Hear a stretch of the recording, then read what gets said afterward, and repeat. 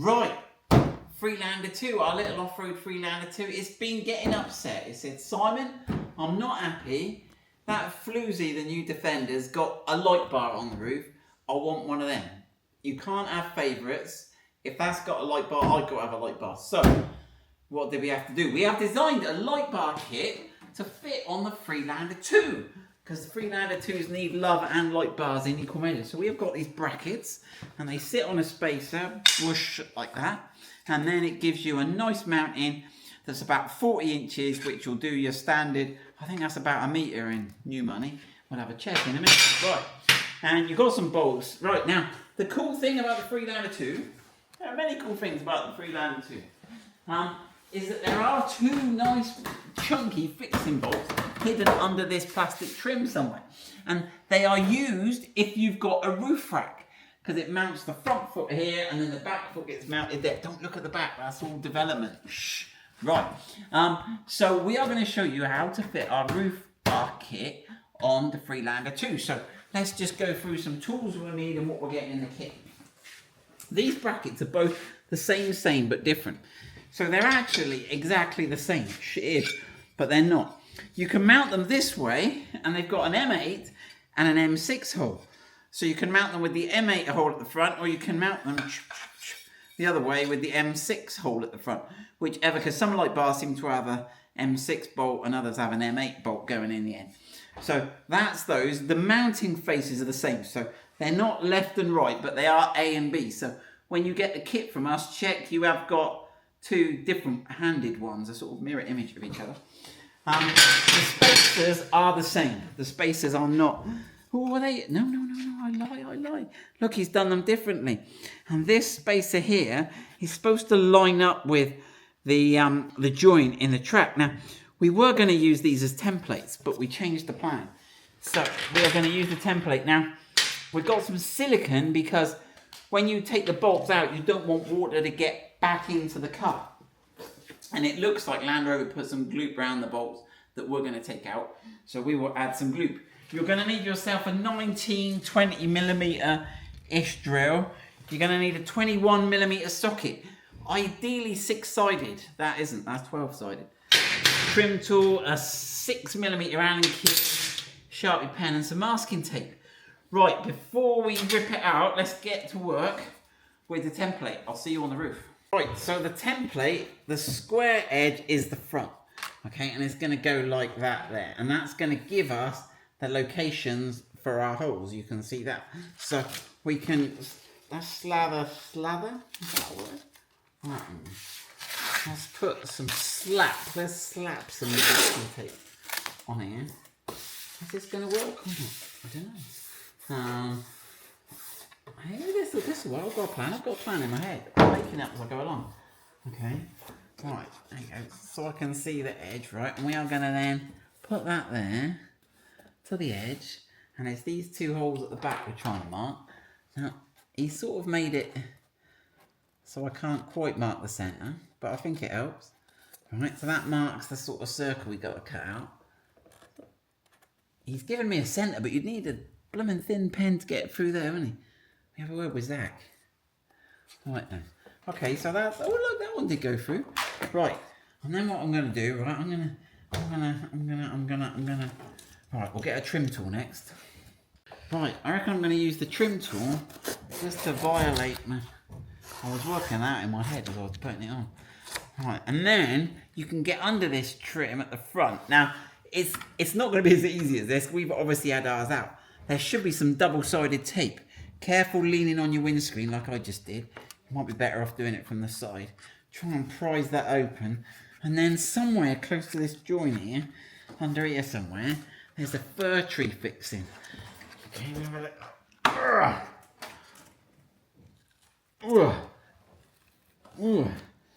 right, what's coming? Can we see it?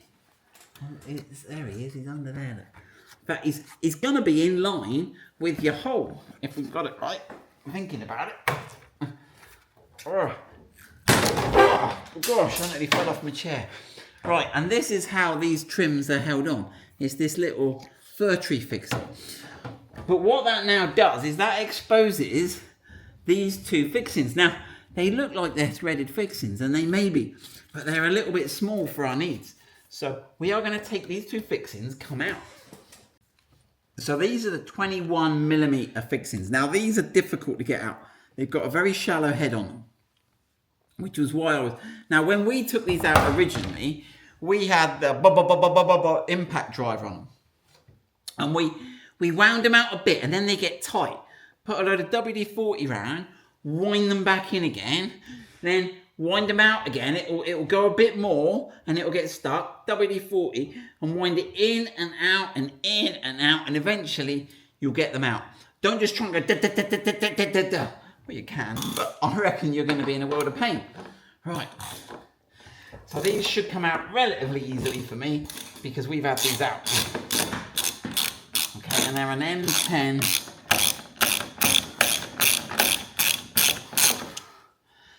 They're an M10 bolt. Now, it's the gloop that Land Rover put around these to waterproof them that makes them get stuck with the impact driver. And this is where we are when we put it back together. We're going to put a little bit of silicone down so that the water doesn't get along these threads. Right, so that is the bolt. It's an M10 bolt there, and that gives us a nice clear thread. So I'll get the second one out. Right, so we've got those two out. They're both identical. Right, let's grab our trim. Now, it looks like it's joined here, but I don't really... I'm gonna drill through it here and here. Now, look, Land Rover have given us a cutout there, so you almost know where that goes. So have they marked a centre on there or not? This here, it's hard to say. They haven't quite, have they? But the other one, you could actually scrub the template and probably use that as a guide for where you're going. Right, let's go and get busy with the drill. Right, we're in the vise. Here we go.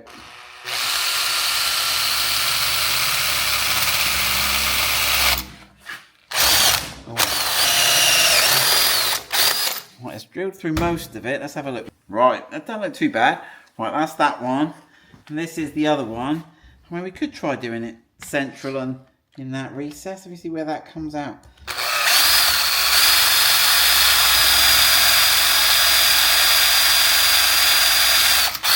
No. It's a little... that isn't... You want to be more central in that. Right, I'm going to go back on it.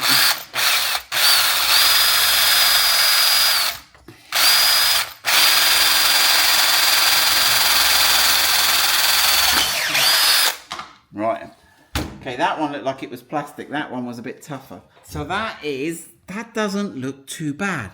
That looks all right. You might have to tweak it with a file, but you'll be close enough there. Right, so let's get one bracket then. Right, so the rounded end goes towards you as you're fitting it. So obviously the other side will, did we say that, right, so did we have a left and a right? Yeah, this is a right. So that it's written on there left and right. So this is right. So we're going to put that way. Now, hopefully, that will go in there. And that's going to form the spacer block, because if we don't have the spacer block on... Now, bear in mind, we've got to put our silicone on yet. And we'll probably put some silicone over this front bit where it did have the double-sided tape. Okay, so let's just check we're happy with that. And check the bolts line up before we get too much.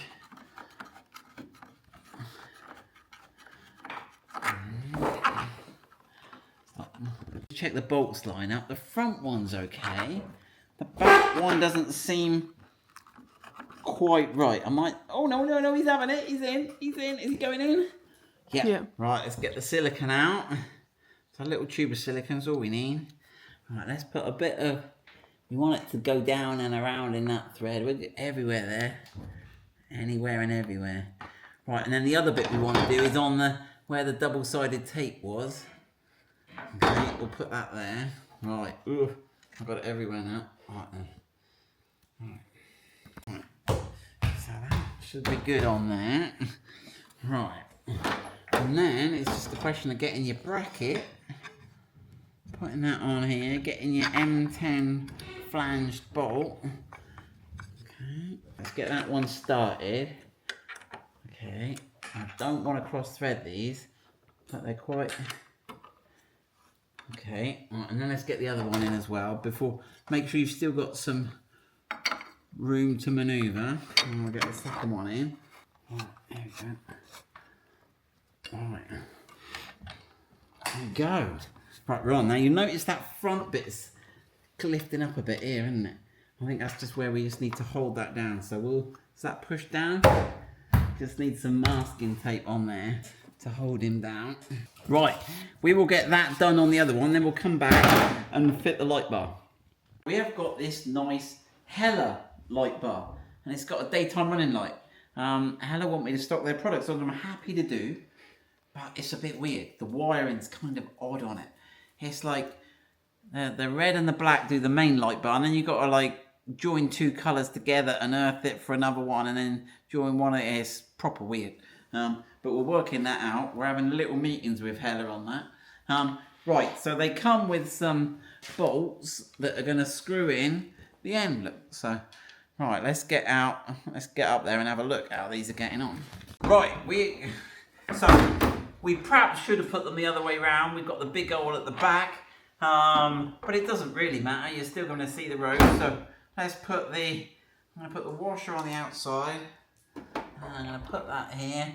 Now, most light bars, you can never work out which way up they go, but normally on the lens there's an E mark. This one says Hella Black Magic at the middle. All right, so hopefully we've got enough length to get that in. All right, there you go. I'll swap you that, Alicia, for the socket set. Okay, do you want me to just hold that there for you? Can you feel and put that in? Have you got a washer? You got your washer? Put your washer over the bolt. We may have to put a little bit of a spacer between. Let's see how we get on. Alright, how am I doing? I can't see what's happening. Maybe to the right a bit. Am I right? You're right? My Forwards or backwards? right, back. There we go. Yeah. Right, okay, so let's have a look. Now, I'm not sure how much thread length they've given us. These are the bolts supplied, so you would think... No, there's not enough length. We're going to have to put a couple of washers between here. It's all on. We've clamped it up. We've put a couple of little spacers in between it. I'll measure the exact distance in a second. So let me just power up the light bar. I've got it purposefully pointing a bit high so it doesn't blind you or Alicia. Right, here we go. Right, so that is the main beam. Right, that is the white DRL light on the Hella. But look, what I've got to do is I've got to have the black up and I've got to connect both the grey and the green. It's like this bonkers. And then to get the yellow one, I think I have to do like the yellow and the green together. It's going to be a nightmare to wire up. Is that it? Yeah. And what's that, the yellow DRL? The orangey, yeah. Orangey, yellowy DRL, yeah. So how are you supposed to keep... Oh, well, I don't know. Right. I'll have to work that out. Is that us done, Alicia? Yep. Light bar fitted, the Osram will fit. Oh no, we're going to measure. Let's just measure the distance between the two. Here we go. So the distance between the two interfaces is about 1 meter and 25. So 1025 millimeters. So that should accommodate most 1 meter light bars. Now we just got to work out how to wire it. But the guys from Hella are going to come and see me and explain their logic. I'm not convinced yet, but we will see. We love Hella, and it's a nice looking light bar. So there you go, that is the light bar mount kit, but bear in mind you can only use that if you haven't got a roof rack. Should we show them our molly plate? Yeah.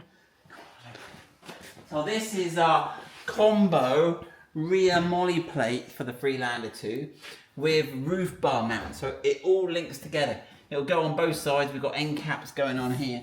Now that should give us a really useful, when we went off-roading we had the spare tyres on the back and got two. We trialled it then, we've added the molly plate now. So it fits here cleverly where the badge is. So you remove the badge, put a rib nut in there, and you use the two existing mount holes. And then there's one hole you've got to mount in the rear D-pillar. We haven't worked that out yet, that's waiting for the video. But there we go, Freelander 2 Love is coming. Right, catch you later.